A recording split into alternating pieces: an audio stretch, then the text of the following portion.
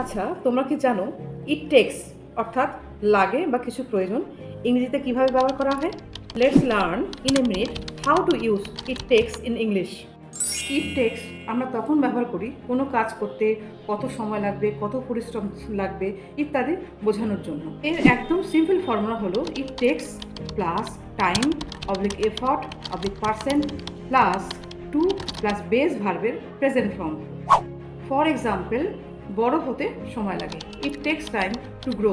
একা দাঁড়াতে সাহস লাগে, it takes courage to stand alone. উজ্জ্বল হতে পরিশ্রম লাগে, it takes hard work to shine. জিততে ধৈর্য লাগে, it takes patience to win. স্বপ্নকে বাস্তবে আনতে পরিশ্রম লাগে, it takes hard work to turn dreams into reality. মনে রেখো, বড় কিছু সহজে আসে না, কিছু না কিছু লাগে।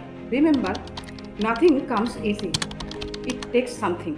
If you like it, please like, comment, share. Thanks for watching.